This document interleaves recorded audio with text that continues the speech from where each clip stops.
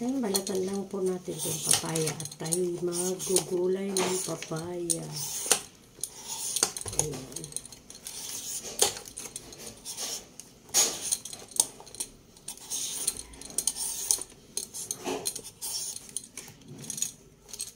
Bilis lang naman po ito gawin.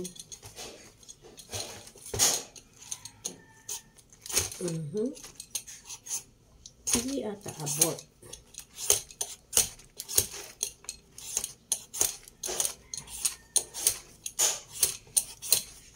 Gulay tayo. Ano natin ito? Papausukan.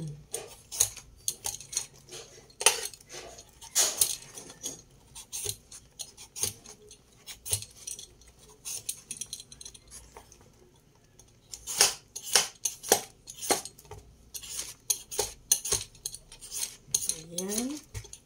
Almost done na tayo.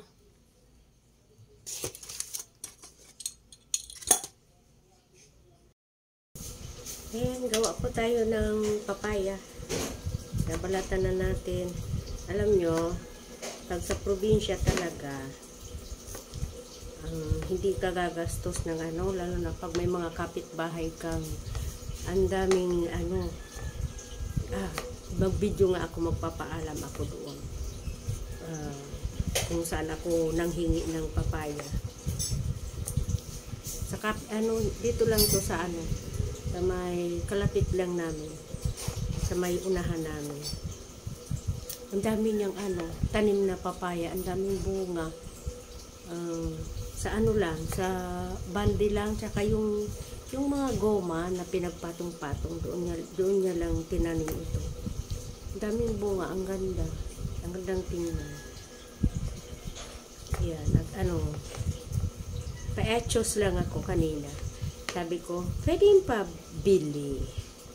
Tapos, alam ko naman hindi ako pagbibilhan. Alam ko naman bibigyan niya ako, hindi niya ipagbibili ito. Neighborhood kami eh. Yun. Kaya, libre na itong ano. Sabi niya, ilan ba gusto mo? Sabi ko, isa lang kasi dalawa lang naman kaming kakain.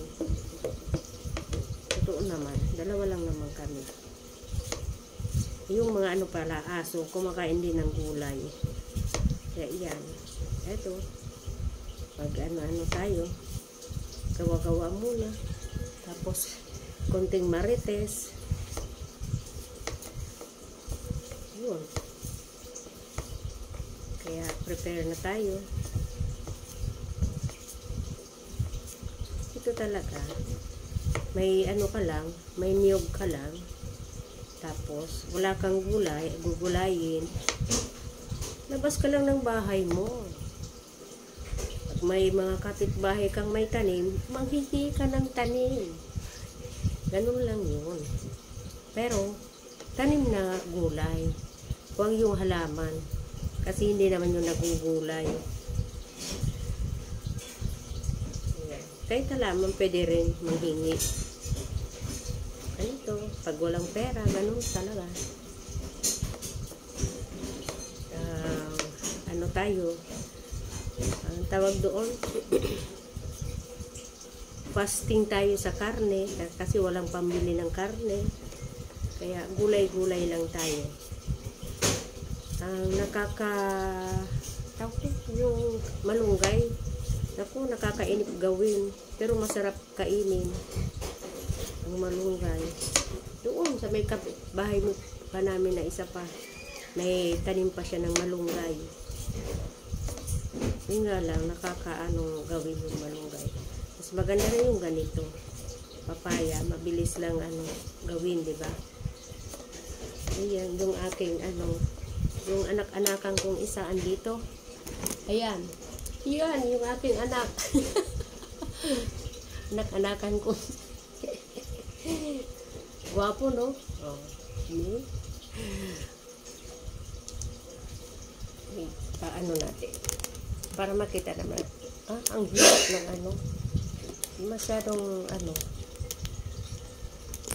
ako, need na talagang bumili ng ganito. Ayan, pasensya na. Ayan tayo. Ganyan ang may pera. May pera. May pera. Saan bang pera yan? Yung mga akala nila. Akala lang nila yun. Akala nila, mapera ako. Yun ang akala nila.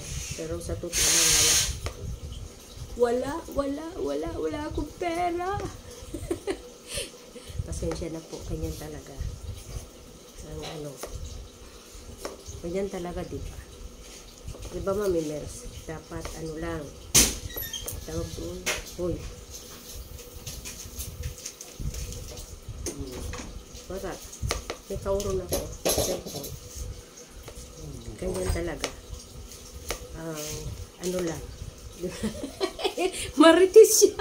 Akala niya talaga may kausap ako. Marites. Ayan. Parites pala siya.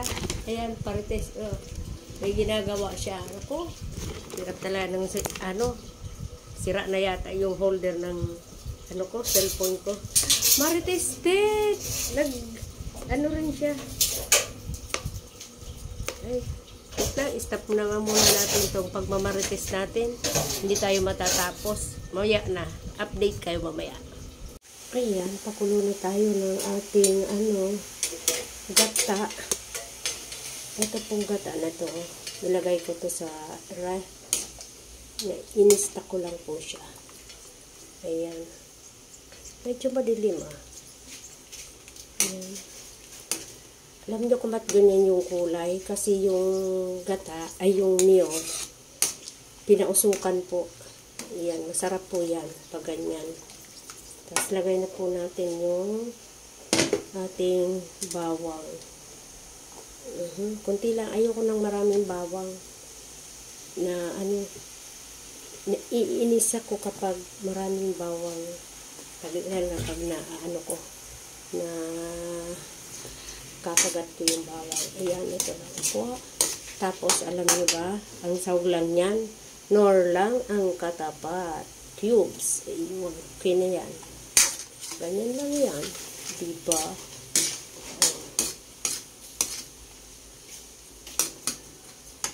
Update ko kayo mamaya. Ayan po, nailagay na natin yung ating papaya. Higayin lang po natin na ayoko ng maraming sabaw. Kunti lang siya. Tapos, ang papaya naman po is tawag doon, tutubig naman po siya. Nagiging watery siya. Kaya, hindi natin kailangan ng maraming gata. Kaya, lalo na pag tinakpan mo po ito. Ayan. Nagiging watery na siya. Kaya, dapat kunti lang ang gata. Hintayin na lang po natin na maluto, na timplahan na din natin yan. Yun nga, yung cubes lang nilagay ko, tas kunting asin. Yan na yun. O kaya, lagayin ko ng kunting asukal mamaya. Po, malapit na siya maluto. Nilagyan ko siya ng paminta at saka ng chili powder. Kasi wala tayong Ayan. Hinaan na lang natin yung ng kalay. Yung apoy.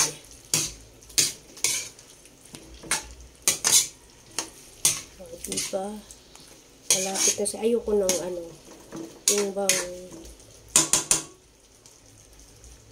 na siya. Yan. Takpan natin. Mamaya. Guys, luto na Kita nyo naman yung yung gata. Nagmamantika. Kasi kakanggata po ang ginamit ko. Kaya kahit kunti lang siya. Ganda yung pagkakagulay ko po. Ayan, ready nang kumain. Mamaya.